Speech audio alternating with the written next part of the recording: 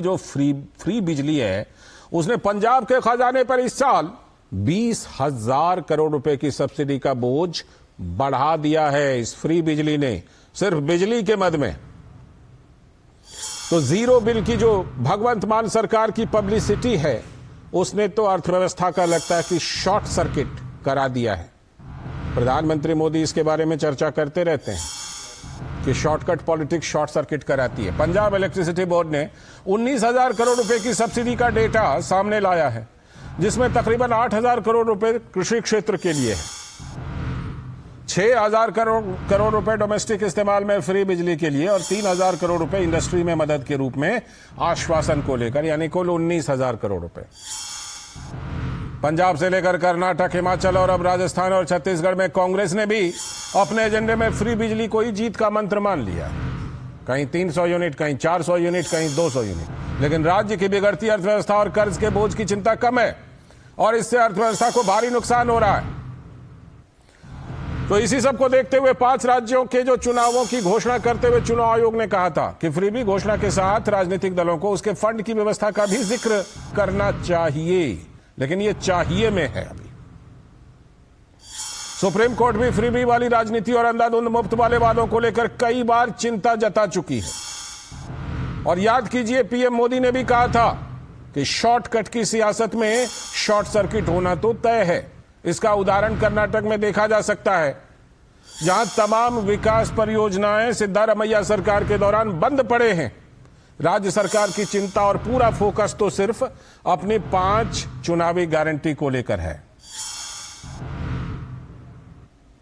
सीधे जुड़ रहे हैं अपने संवाददाता ऋषि कुमार के साथ इस खबर पर, और आकांक्षा सक्सेना भी जुड़ गई हमारे साथ चंडीगढ़ से।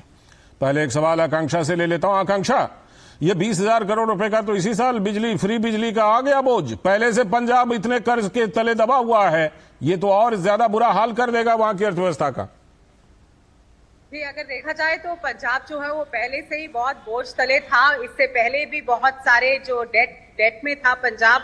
और जो ये फ्री बिजली जो एक फ्रीबी दी गई है आम आदमी पार्टी की सरकार द्वारा बिना किसी हिसाब किताब के, उससे तो कहीं कहीं लगता है कि अब और भी ज्यादा जोर पड़ रहा है बिजली के ऊपर।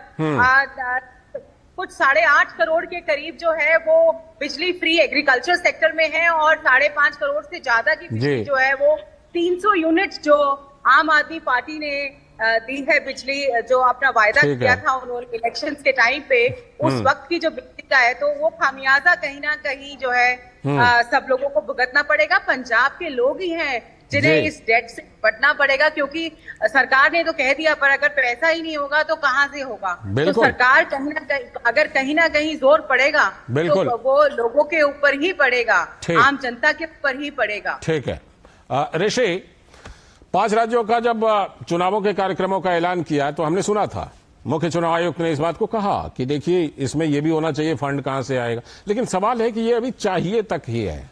ऐसे में आपको लगता है चुनाव आयोग की इस सलाह को कोई भी पार्टी मानने वाली है क्या? जिस तरह से दनादन घोषणाएं हो रही हैं, इतने रुपए खाते में डालूंगा, इतने बिजली दूंगा, ये दूंगा, वो दूंगा, लंबी चौड़ी लिस्ट है।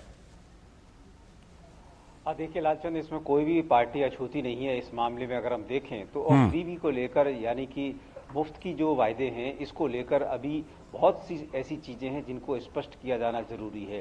एक तो ये कि चुनाव पार्टियां क्या वायदे कर सकती हैं, इस पर चुनाव आयोग ने साफ कहा कि वायदे करना चुनाव पार्टियों का अधिकार है, क्योंकि मैंडेट किस आधार पर वो ले रहे हैं ये जनता को बताएं, ये बेहतर है। लेकिन जब वो किसी मैंडेट की बात करते हैं और उसमें वायदों की बात करते हैं, तो जनता को ये अधिकार है कि ये जो वायदे हैं वो किस तरीके से पूरे किए जाएंगे। इसी बात को रेखांकित करते हुए चुनाव आयोग ने कहा कि ऐसा होना चाहिए कि वो बताएं कि ये जो वायदे हैं वो कैसे पूरे करेंगे और इसका अर्थव्यवस्था पर क्या प्रभाव पड़ेगा।